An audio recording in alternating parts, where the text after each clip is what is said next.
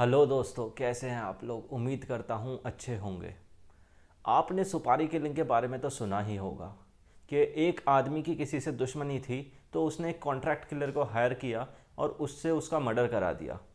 अब इस केस में जो कॉन्ट्रैक्ट किलर है उसने तो मर्डर कर दिया, तो कोर्ट में जब जाएगा तो उसको तो मर्डर की सज़ा मिलेगी। लेकिन जिस आदमी ने ऐसा कराया है उसका क्या, उसको कौन सी सज़ा मिलेगी, कौन से सेक्शन में उसको सज़ा दी जाएगी। बस यही नहीं, मान लीजिए अगर उस आदमी को अपने दुश्मन का मर्डर नहीं कराना था, बस हाथ पैर तोड़वाने थे। उसने गुंडे को पैसे दिए, बोला कि हाथ पैर तोड़ दिए उसके, लेकिन गुंडे ने हाथ पैर तोड़ने की बजाय उसे जान से ही मार दिया। तो अब गुंडे की लाइबिलिटी होगी, वो तो होगी कि मर्डर करने की, तो उसको तो मर्डर की सज़ा मिलेगी। लेकिन जिसने हाथ पैर तोड़ने का बोला था और उस केस में उसने मार ही दिया, तो अब जो मेन कल्प्रिट है जिसने ऑर्डर दिया था गुंडे को, उसका क्या, उसको क्या सज़ा मिलेगी। अब आगे बढ़ के एक और चीज़ देख लीजिए। अब उसने कह दिया कि हाँ भाई मर्डर कर दो या हाथ पैर तोड़ दो, कुछ भी कर दो, लेकिन जो गुंडा था उसने ऐसा कुछ किया ही नहीं। उसने बोल दिया जी मैं नहीं करूँगा। तो अब इस केस में गुंडे ने कुछ नहीं किया, तो क्या उसकी सज़ा बनेगी जिसने ऑर्डर दिया है। तो आज की वीडियो में हम इन्हीं सारी चीज़ों पर चर्चा करेंगे।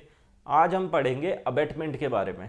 तो आज की इस वीडियो में हम इसी टॉपिक पे चर्चा करेंगे और जानेंगे कि ऐसे केस में किसको क्या सज़ा मिलेगी, कौन सी सज़ा मिलेगी और कौन से लॉ के अकॉर्डिंग मिलेगी। तो बिना किसी देरी करे शुरू करते हैं। तो सबसे पहले हम देखेंगे सेक्शन 107। सेक्शन 107 है अबेटमेंट।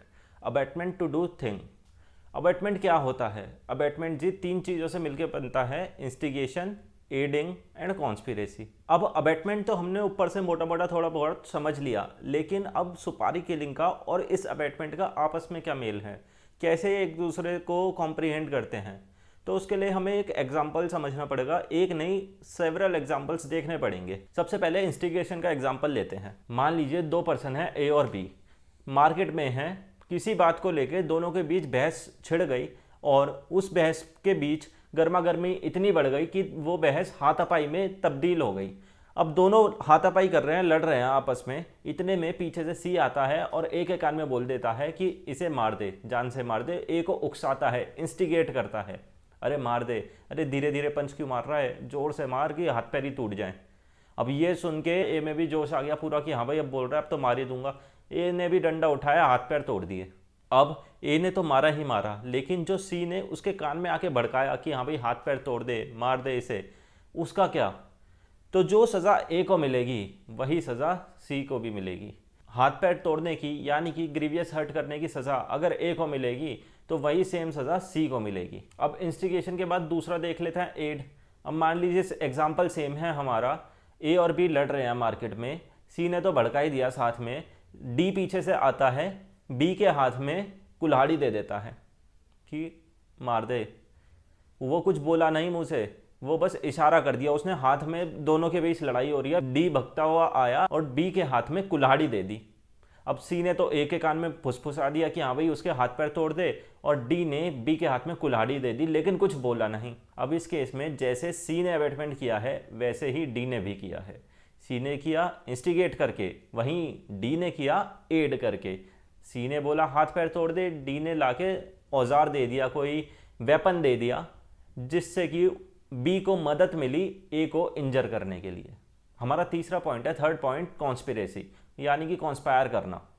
अब एक एग्जांपल इसका भी लेते हैं। मान लीजिए तीन लोग हैं, ए बी और सी। तीनों ने कॉन्स्पिरेसी करी कि बैंक लूटेंगे, बैंक जाके लूटेंगे। अब तीनों ने प्लान तैयार कर लिया। अब उन लोगों की कॉन्स्पिरेसी तो तैयार है, हाँ भाई कैसे लूटना है, उनके ब्लूप्रिंट वगैरह सब तैयार है, पूरा प्लान उन्होंने तैयार कर लिया, बस उसे एग्जीक्यूट करना है। अब जब तक उन्होंने कॉन्स्पिरेसी करी है, अभी अबेटमेंट किसी ने नहीं करा, ये होगी 120B और 5PC में उन्हें कॉन्स्पिरेसी की सज़ा मिलेगी अगर वो पकड़े गए। लेकिन अगर अब उन्होंने उस कॉन्स्पिरेसी को एग्जीक्यूट करने के लिए एक भी स्टेप ले लिया तो वो कॉन्स्पिरेसी अबेटमेंट में कन्वर्ट हो जाएगी। यानी कि कॉन्स्पिरेसी की तो छोड़ो, सज़ा मिलेगी 120B की, साथ में अबेटमेंट की भी मिलेगी। जैसे कि मनी हाइस्ट, प्रोफेसर बैठे रहते हैं, ऐसी एग्जांपल लेते हैं। तीन लोग थे, वो ABC, उन्होंने बैंक लूटने का कॉन्स्पिरेसी करी। अब जैसे कि ABC तीन लोग थे जिन्होंने बैंक लूटने की कॉन्स्पिरेसी करी थी, उस कॉन्स्पिरेसी के प्लान में उन्होंने ये प्लान किया था कि ए तो है वो हेडक्वार्टर में, यानी कि एक बाहर एक जगह बना रखी है, वहाँ पे बैठा रहेगा, बैंक के अंदर नहीं जाएगा। बी और सी दोनों बैंक के अंदर जाएंगे, लूट लाट मचाएंगे, रॉब करेंगे बैंक को और वापसी आ जाएंगे। और जो ए है वो बाहर से उनको डायरेक्शंस देता रहेगा, उनकी हेल्प करेगा बाहर से, लेकिन अंदर नहीं जाएगा। अब क्या ए ये डिफेंस ले सकता है कि हाँ भाई मैं तो बाहर गया नहीं, सॉरी मैं तो बैंक के अंदर गया नहीं, तो मेरे को काय की सज़ा? बिल्कुल भी नहीं।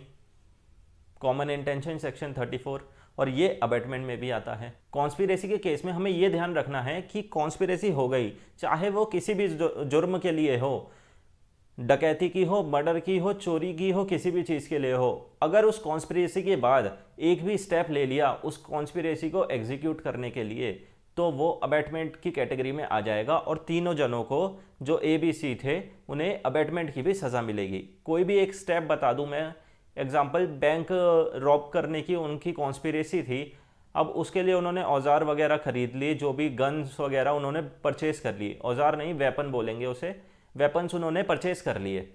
अब वो जाके बैंक के बाहर खड़े हुए हैं, तभी पुलिस आई और उन्हें पकड़ लिया। उनकी कॉन्स्पिरेसी के बारे में पुलिस को पहले ही टिप मिल गई थी। अब उनके पास से वेपन्स भी बरामद हो गए, यानी कि वेपन्स भी रिकवर हो गए उनके पास से। तो अब वो ये प्ली नहीं लेंगे कि हमने तो भाई कोई बैंक लूटा ही नहीं, उनकी कॉन्स्पिरेसी देखेंगे, उसके बाद उनका स्टेप देखेंगे, हाँ भाई तुमने तो वेपन्स भी प्रिकवर कर लिए, तो इस केस में उन्हें अबेटमेंट की सज़ा मिलेगी। अब हमने अबेटमेंट के 3 मेन पॉइंट्स तो पढ़ लिए, जो है इंस्टिगेशन, एडिंग एंड कॉन्स्पिरेसी। पर बस यही पूरा सफिशिएंट नहीं है। अब मान लीजिए अगर किसी पर्सन है, ए है, उसने बी को इंस्टिगेट किया कि जा सामने सी का मर्डर कर दे। अब बी गया तो, लेकिन उसने सी का मर्डर नहीं किया, बस हाथ पैर तोड़ दिए। इस केस में बी को क्या सज़ा मिलेगी, ए को क्या सज़ा मिलेगी? अब सज़ा की बात हुई तो पहले मैं आपको बता दूं, सेक्शन 109 ऑफ आईपीसी में सज़ा दे रखी है अबेटमेंट की। तो जैसे हमारा थेफ्ट वाला एग्जांपल था, ए बी सी ने कॉन्स्पिरेसी करी, अबेटमेंट हो गया, उन्होंने एक स्टेप लिया कॉन्स्पिरेसी बैंक रॉब करने के लिए, एक स्टेप ले लिया, वेपन्स प्रिक्योर कर लिए, तो अब उन्हें क्या सज़ा मिलेगी? उन्होंने अभी एक्ट तो करा नहीं है, उसे बैंक को लूटा नहीं है, लेकिन फिर भी उन्हें अपनी अबेटमेंट की सज़ा जो मिलेगी वो वही होगी, जैसे रॉबरी की जो सज़ा होगी वही अबेटमेंट की होगी। ऐसे अगर हम वो फाइट वाला एग्जांपल ले, ए और बी की लड़ाई चल रही थी, तो डी ने आके बी को कुल्हाड़ी पकड़ा दी और बी ने उस कुल्हाड़ी से ए के हाथ पैर तोड़ दिए, तो जो सज़ा बी को मिलेगी सेम सज़ा डी को मिलेगी जो अबेटर है। तो जो सज़ा क्राइम करने वाले को मिलती है वही सेम सज़ा इंस्टिगेट करने वाले को मिलती है, कोई डिफरेंस नहीं है पनिशमेंट में, सेम पनिशमेंट मिलेगी। एक लड़ाई के एग्जांपल से बताता हूँ, ए और बी के बीच मनमुटाव चल रहे हैं, बहुत दिनों से लड़ाई चल रही है। सी ए के घर जाता है और बोलता है कि ये लो जहर की पुड़िया है, तुम्हारी बी से वैसे ही लड़ाई चल रही है, ये जहर जाके बी के खाने में मिला दो, वो मर जाएगा। ए उस एड को देख के एक बार को तो सोचता है कि हाँ भाई प्लान को एग्जीक्यूट कर दिया जाए, लेकिन फिर वो सी को मना कर देता है कि मेरा ऐसा कोई सच प्लान नहीं है, मैं नहीं मार सकता, किसी को मार नहीं सकता, ये कानून के खिलाफ है, मैं कानून को अपने हाथ में नहीं लूँगा। तो इस केस में ए को तो कोई सज़ा नहीं मिलेगी क्योंकि उसने क्राइम करने से मना कर दिया, लेकिन जो सी है, जो ए के पास गया कि हाँ भाई लो जहर मिला दो बी के खाने में, बी मर जाएगा, जिसने अबेटमेंट करी उसे मर्डर की सज़ा मिलेगी। जी हाँ, मर्डर की सज़ा मिलेगी। ऐसे ही अगर सी ए के पास जाता एक कुल्हाड़ी लेके, एक डंडा लेके कि बी के हाथ पैर तोड़ दे, ए तेरी तो लड़ाई चल रही है बी से, जाके हाथ पैर तोड़ दे। अब इस केस में ए इतना अच्छा आदमी नहीं है कि मैं कानून से चलूँगा, ए ने कुल्हाड़ी ली और चला गया बी के पास, डंडा लिया जो भी था और बी के पास चला गया, बी को उससे मारा। अब हाथ पैर तोड़ने की बजाय कुछ ज़्यादा ही मार दिया जिससे कि बी की मौत हो गई। अब इस केस में सी ने तो ए को बोला था हाथ पैर तोड़ने के लिए, लेकिन ए एक स्टेप आगे ही बढ़ गया और उसने उसका मर्डर कर दिया। तो इस केस में सी को तो मिलेगी सज़ा ग्रीवियस हर्ट की, हाथ पैर तोड़ने की, जिसके लिए उसने अबेट किया है, इंस्टिगेट किया है, एड किया है या फिर कॉन्स्पायर किया है। उस केस में सी को तो मिलेगी उतनी सज़ा जितना उसने बोला है, लेकिन ए को क्या सज़ा मिलेगी? ए को मिलेगी मर्डर की सज़ा। अब हम जानेंगे कि उस केस में क्या होगा जब अबेटर और अबेटेड जो दो पर्सन्स हैं, क्राइम करने के पीछे दोनों की इंटेंशंस अलग अलग हों। अब एक एग्जांपल से समझते हैं। मान लीजिए ए और बी दो पर्सन हैं, जिसमें कि बी जो है वो अनसाउंड माइंड है, यानी कि पागल है। अब ए ने बी को बोला जा सी की खीर में जहर मिला दे। अब बी को पता नहीं कि जहर क्या होता है, वो बिल्कुल ही अनसाउंड माइंड है, उसके लिए जहर, चीनी, शुगर, नमक सब एक बराबर है। उसने ए ने बी को पुड़िया दी, वो खेलता हुआ गया और सी की खीर में मिला दी। अब सी ने वो खीर खा ली और सी मर गया। इस केस में ए को तो मर्डर की सज़ा मिलेगी, जहर दे के सी को मारने की, और जो बी है, जो अनसाउंड माइंड है, उसे कोई भी सज़ा नहीं मिलेगी, क्योंकि उसे तो पता ही नहीं था कि ऐसे करने से उसकी मौत हो जाएगी। उसकी कोई इंटेंशन नहीं थी सी को मारने की। अगर इसी केस में देखा जाए, अगर सी वो खीर नहीं खाता, सी देख लेता कि बी ने उसमें जहर मिला दिया और सी वो खीर फेंक देता और खाता नहीं, फिर भी ए को मर्डर की ही सज़ा मिलती। भले ही सी मरा ना हो, लेकिन ए ने तो अबेटमेंट किया, जिस अबेटमेंट से बी ने सी की खीर में जहर मिला दिया।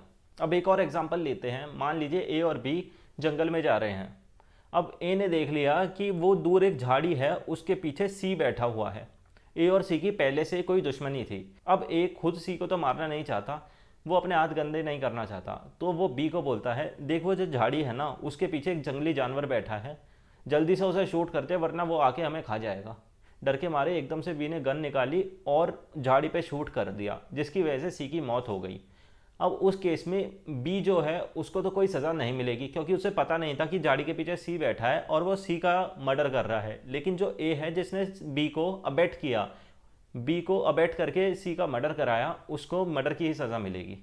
बस यही नहीं, मान लीजिए अगर आपकी कोई ड्यूटी है किसी चीज़ को बताने की और आपने वो विलफुली कंसील कर ली है बात और नेग्लेक्ट किया है कि वो बात बताई जाए, तो उस केस में भी आपको अबेटमेंट के चार्जेस फेस करने पड़ेंगे। एक एग्जांपल लेते हैं। एक पुलिस वाला है ए, उसको बी को अरेस्ट करना है, तो बी के मोहल्ले में जाता है। वो वहाँ सी बैठा होता है, सी से पूछता है कि हाँ भाई बी कौन है इनमें से, क्या वो पर्सन बी है?